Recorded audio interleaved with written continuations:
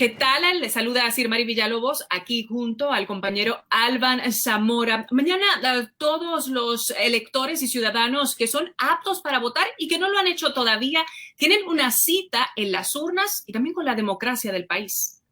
Por eso en Telemundo 44 le presentamos este foro digital para ahondar un poco más sobre el impacto que tendrán estos comicios, sobre todo en nuestra comunidad hispana, Silmari. Alban, y para ello nos acompaña la analista demócrata Nelly Gorbea, el analista conservador Michael Monroy y también Robert Valencia, quien es analista independiente. Gracias a todos por estarnos acompañando.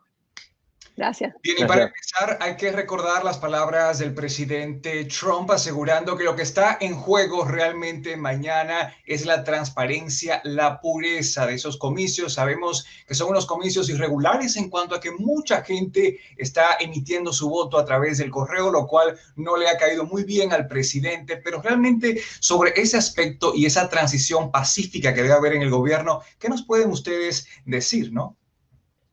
Bueno, yo tengo una fe grande de que el pueblo norteamericano va a salir a las urnas a votar en la forma que puedan y que la transferencia de poder va a ser una pacífica y que va a demostrar que este país está listo para el cambio.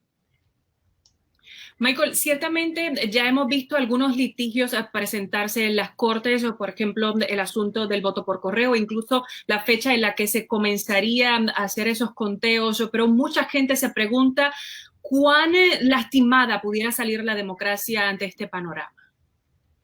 Bueno, estamos viendo ahora que creo que comparado a 4 años, más gente han votado que nunca temprano y también han enviado sus votos, y eso es algo bien bueno, especialmente en esa pandemia donde nos tenemos que mantener la distancia social para que todos podamos estar más saludables. Yo creo que al final, yo también tengo fe en el sistema y creo que los votos al final van a ser justos y vamos a ver quién gana después de un proceso legítimo. Yo creo que todo va a salir bien. Robert, se habla de un gran margen, prácticamente de un 7% de electorado que está indeciso todavía a estas alturas, que no tiene un candidato de su preferencia todavía muy claro, ninguno le convence. ¿Qué tan cierta es esta cifra y qué tanto podría mover el péndulo electoral esta cantidad de personas que aún no saben por quién votar? Bueno, primero que todo, muchísimas gracias por la invitación y un saludo cordial a todos los participantes en esta charla. Bueno, yo creo que no sé qué tan cierto sea que haya una gran diferencia de votantes indecisos. Es decir, yo creo que ya más de uno debe estar completamente decantado por un candidato o por otro, entendiendo que estas son elecciones que no son irregulares, como lo acabamos de escuchar. No solamente por el hecho de que aquí se trata de dos fuerzas que parece que tuvieran una visión de Estados Unidos completamente distinta. Obviamente estamos hablando de Donald Trump, una persona que está haciendo uso del miedo realmente, diciendo que los suburbios van a estar en peligro si se llega a elegir a Joe Biden, mientras que el candidato demócrata hace un llamado a una unidad independientemente de la estirpe política y de las preferencias del votante, por lo menos lo que hemos visto durante los debates. Así que con más de 70 millones de votantes que ya ejercieron su derecho al voto de manera anticipada, pues yo creo que ya podríamos decir que hay personas que saben su preferencia a la hora del voto. Vamos a ver si mañana los números superan los votos en total que se alcanzaron en el 2016, pero considero que ya muchas personas por lo menos ya tienen claro por quién van a votar. Nelly, hay otro tema que ciertamente ha salido a relucir en esta campaña y es la forma en la que ambos candidatos están apelando a que esto es una decisión para conseguir o mantener en la batalla el alma del país. En el lado republicano se ha hablado de que el alma del país se trata de mantener la religión, la base, los valores, mientras que del lado demócrata es un llamado a un nuevo país, a tratar de unirnos todos en medio de toda esta situación que se está viviendo, pero cómo el alma del país realmente puede llegar a resurgir en esa urna en medio de una pandemia, en el medio de disturbios como se están viendo en los pasados días alrededor de gran parte de la nación.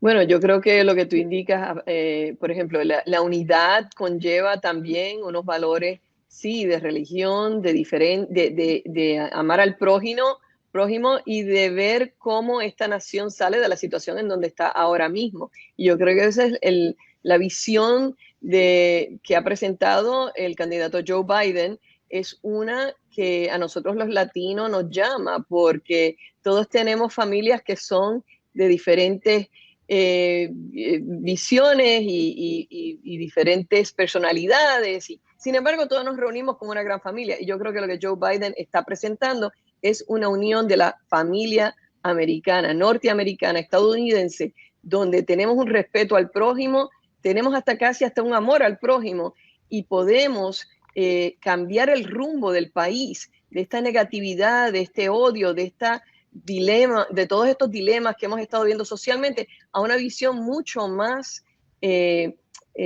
comprensiva y que nos puede traer unas posibilidades económicas y sociales mucho más positivas. A propósito de Biden, Michael, quisiera preguntarte, las últimas encuestas de NBC, Telemundo y muchas otras de importancia en el país han favorecido con un gran margen al candidato demócrata. A estas alturas del 2016, Hillary Clinton se tambaleaba un poco por el escándalo de los correos electrónicos que supuestamente se habían ocultado. Ahora sigue siendo Biden quien lidera la mayoría de encuestas. ¿Crees que este es un buen indicador de lo que pasará en estas elecciones o todavía todo puede cambiar? Bueno, hace 4 años, en todas las encuestas, Hillary Clinton estaba ganando y vimos qué pasó el día de las elecciones. Este año está pasando lo mismo. Biden está ganando en todas las encuestas y sí, parece que puede ganar si solamente las encuestas votan. Pero vamos a ver en el día de las elecciones que yo creo que comparado a hace 4 años o hace 8 años, estamos viendo una campaña bien drástica de diferencias, como han mencionado mis colegas. En el primario demócrata han corrido bien a la izquierda. Bernie Sanders, un socialista, casi ganó y lo está empujando el partido al lado del socialismo, y ahora nominó vicepresidente Kamala Harris, que también representa esa ideología en el Partido Demócrata. Entonces, las encuestas muestran una cosa, pero quizás la comunidad hispana y el resto de los Estados Unidos lo está viendo de un lado diferente y no están respondiendo a las encuestas como se debe responder, yo creo. No sé, vamos a ver mañana. Robert, ciertamente, como mencionaba el compañero, ahí las encuestas parecieran estar favoreciendo, obviamente, a Joe Biden. Sabemos que la gran mayoría de los demócratas son los que han ido a hacer ese voto adelantado o han solicitado ese voto por correo, pero pareciera que ambas campañas corren un poco asustadas. Los últimos días los veíamos visitando específicamente esos estados llamados swing states, y ciertamente hasta vimos en la semana pasada, cuando el presidente tenía 3 actividades en Pensilvania, de forma sorpresiva llegó Biden luego, entonces han estado visitando el resto de los estados importantes. ¿Qué realmente es lo que demuestran estos últimos días de la campaña con lo que se pudiera esperar mañana en ese resultado? Concuerdo totalmente con lo que dice el invitado. Realmente las encuestas sí, por supuesto, dan como favorito a Joe Biden, pero aquí hay que tener un factor muy importante en cuenta, y es que aquí los presidentes no ganan por voto popular, sino por el voto electoral. La mayoría de las encuestas toman, digamos, estas encuestas se hacen a nivel nacional, y obviamente pues el sentir es lo mismo que vimos en el 2016, donde sí, indudablemente Hillary Clinton ganó por el voto popular, lo cual le dio la razón a las encuestas. Pero las encuestas también han tenido limitaciones a nivel estatal, y esto ha sido algo histórico porque, como bien sabemos, las encuestas a nivel estatal y particularmente en los estados pendulares a los cuales tú te refieres, pues no hicieron un trabajo minucioso para identificar quiénes eran esos votantes, porque la mayoría de las personas que respondían a esas encuestas, por ejemplo, en Wisconsin o en Pensilvania o en Michigan, la mayoría eran personas que eran, digamos, educadas o que tenían un título de una universidad o de una institución de educación superior, que en teoría votan a favor de los demócratas. Entonces, obviamente, dieron un resultado que fue, de cierta manera, no voy a decir mentiroso, pero sí engañoso realmente, porque como bien lo indica el invitado, pues el que ganó fue Donald Trump, porque no se tuvo en cuenta esa variable de que las personas que votaron pues no tienen una educación superior. Si bien es cierto que ni el mismísimo Joe Biden, como lo vimos en una entrevista en 60 Minutes de la cadena CBS, ni él mismo da digamos, él no se siente como un ganador contundente, porque él entiende que las elecciones, si me permiten hacer una alegoría, pues son como los partidos de fútbol. Nada está definido hasta el último minuto, y estas elecciones no son la excepción. O sea que podrían haber grandes sorpresas. Ahora vamos a dar una vuelta de página. Y Nelly, quiero ir contigo porque sabemos que este año los latinos juegan un rol preponderante, trascendente, sobre todo porque hay muchos primeros votantes que acudirán a las urnas. Y quiero enfocarme contigo en el sector de los boricuas. En su isla no pueden ejercer el derecho al voto, pero una vez están aquí en cualquiera de los estados de Estados Unidos, ya cambia, ¿no?, su realidad y sí pueden votar. Y sabemos que ha habido un gran desplazamiento de la isla hacia Florida, sobre todo, y otros estados del noreste. ¿Cuál es el impacto que crees que puede tener esto en los comicios de mañana?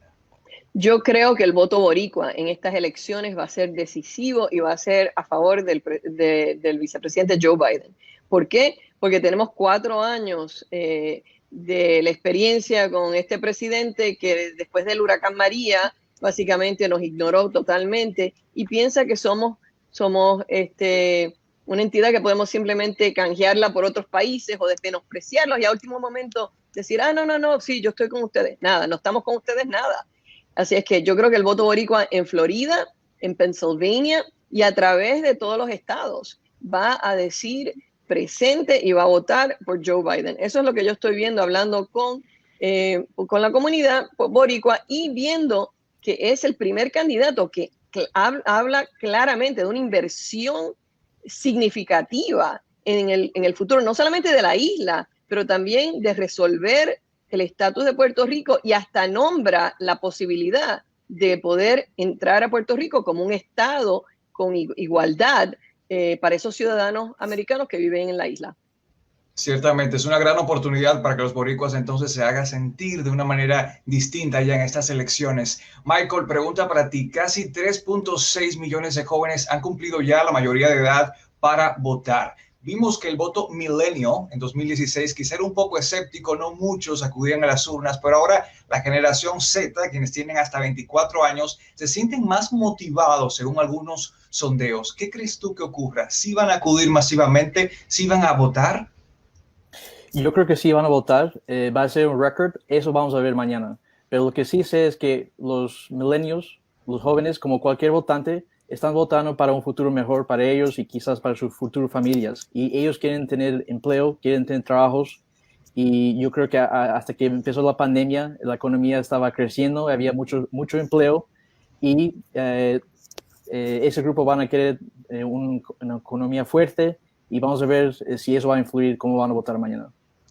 Son otros intereses, así que hay que prestar atención a cómo voten también. Robert, no podemos olvidar tampoco a los nuevos ciudadanos. A nivel nacional, según el Servicio de Ciudadanía, unos 834,000 inmigrantes se naturalizaron únicamente en el pasado año fiscal de 2019, lo cual ha sido la cifra más alta en más de 10 años. Con toda esta gente que se ha naturalizado, que está tan dispuesta a votar, ¿qué tipo de impacto podría tener en los resultados de las elecciones?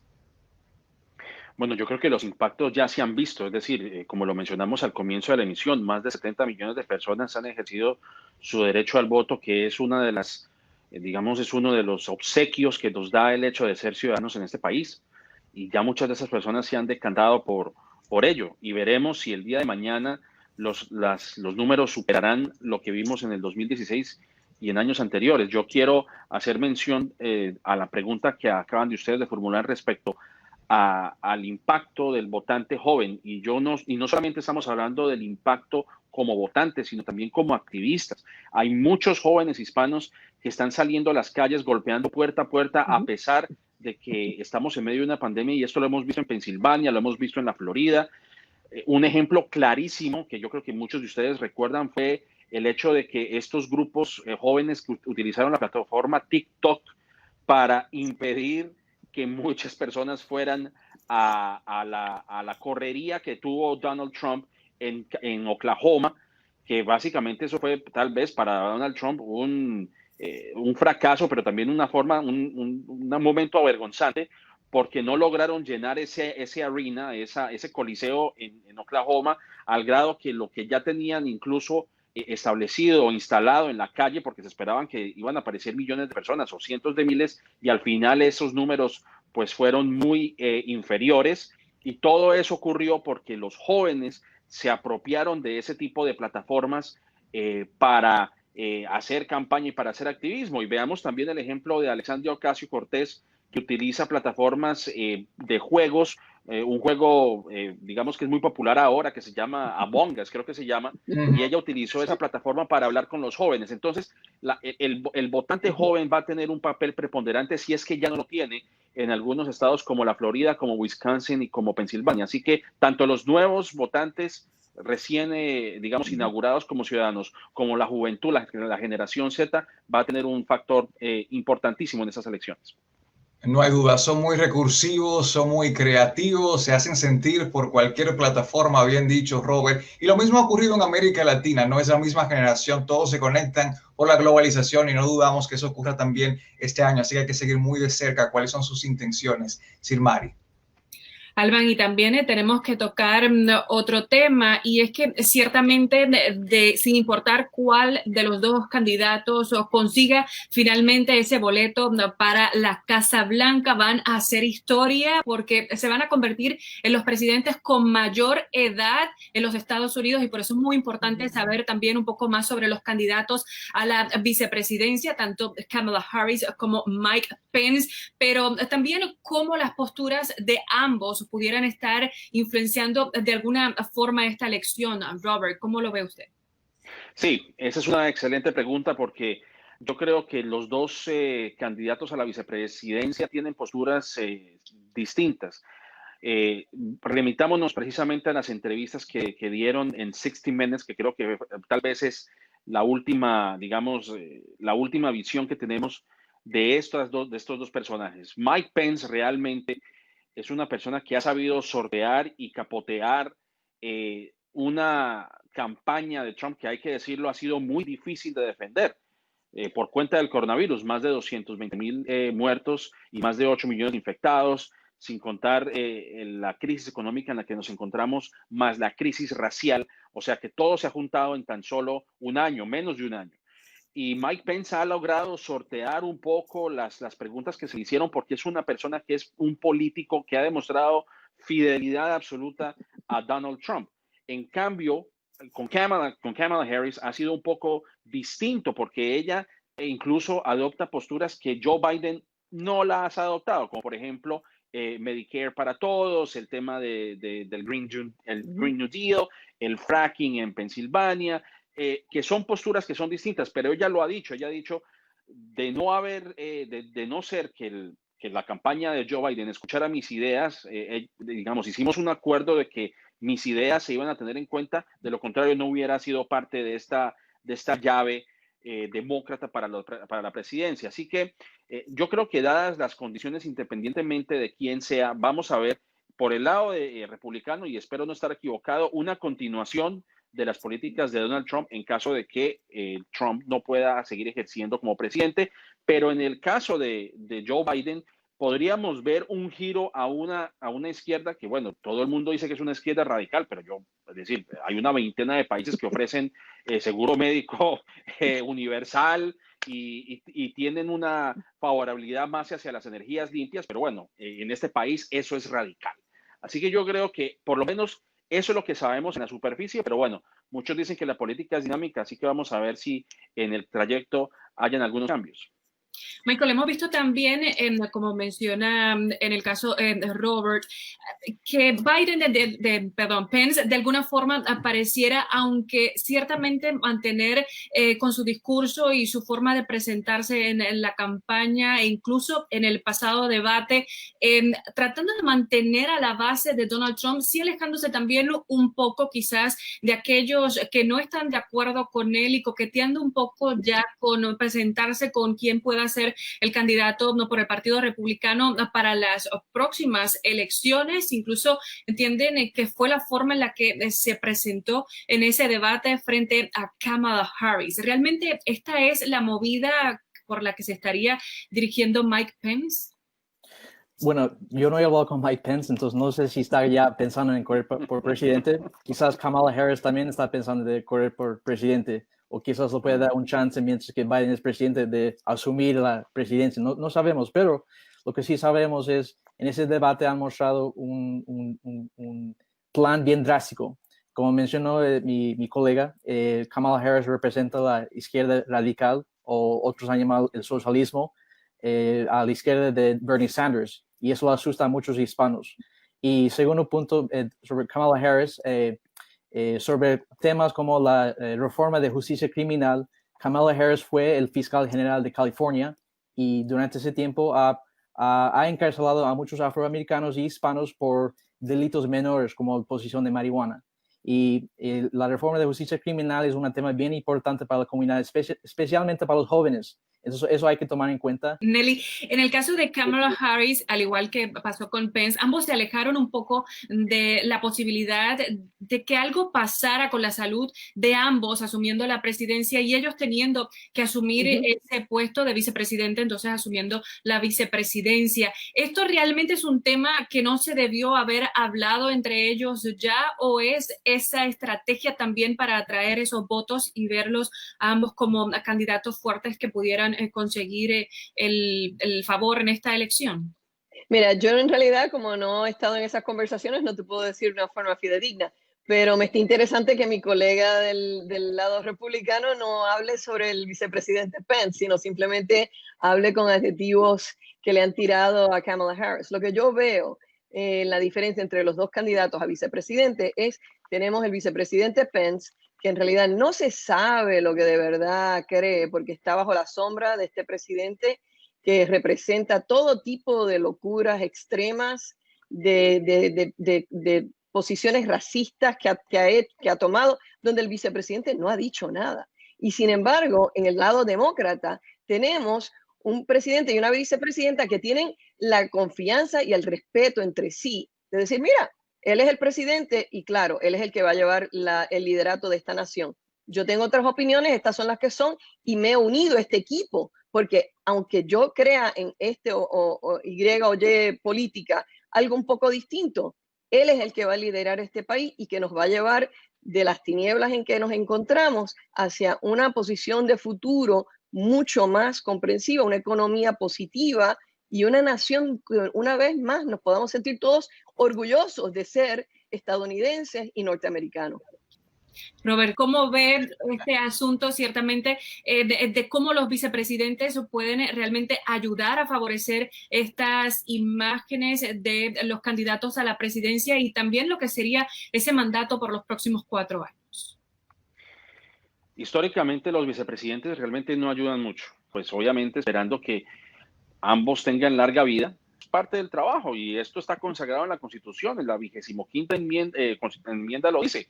Si hay un presidente que está incapacitado o que fallece, pues obviamente que el vicepresidente tiene que tomar el liderato y eso ocurrió, por ejemplo, cuando falleció John F. Kennedy y en cuestión de horas prácticamente el nuevo presidente era Lyndon B. Johnson. Lo mismo ocurrió con Nixon y el que fungió como presidente fue Gerald Ford.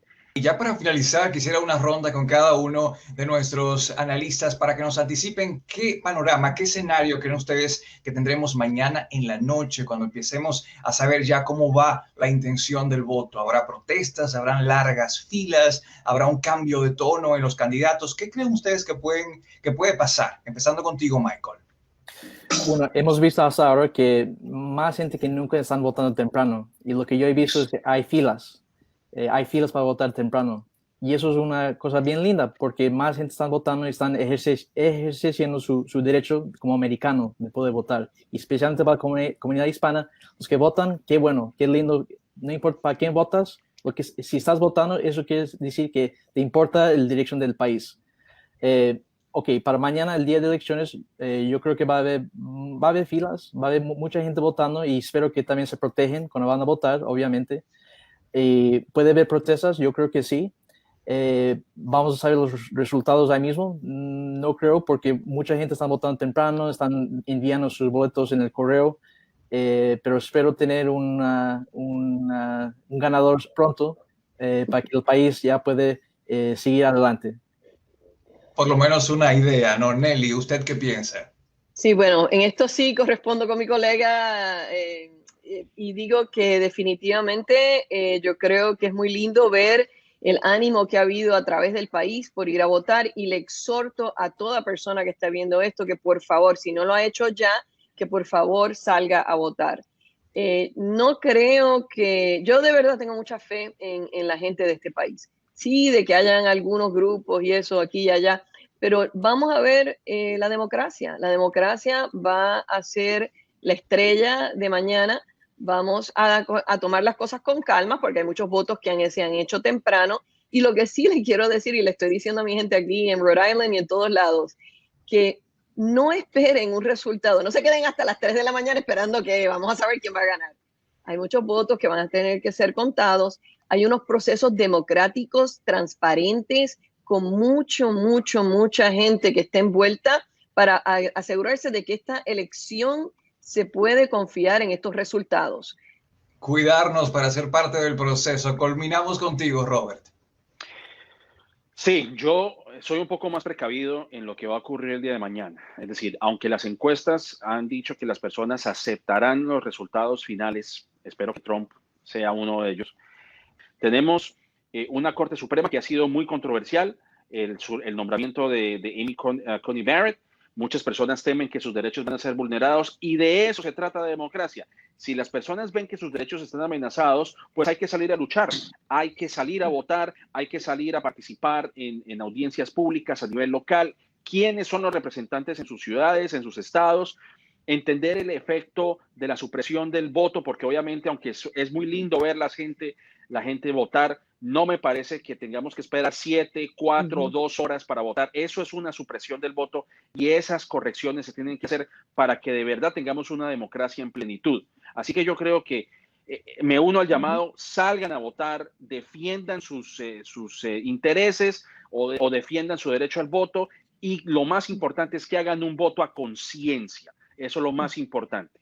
Es un derecho y también un deber. Muy bien dicho. Muchísimas gracias, Michael, Robert, Nelly, por este análisis y también por su tiempo, por ayudarnos a esclarecer mucho esos temas que están pendientes y tan importantes para la comunidad hispana. Y usted, por favor, siga en sintonía de Telemundo 44 y a cada una de nuestras ediciones, Irmari. Así es, Alban, y precisamente le quería recordar que esté pendiente a nuestra cobertura continua en todo este proceso electoral hasta, bueno, finalmente cuando conozcamos el resultado de esta importante e histórica elección. Gracias a todos por su sintonía, que tengan hermoso día.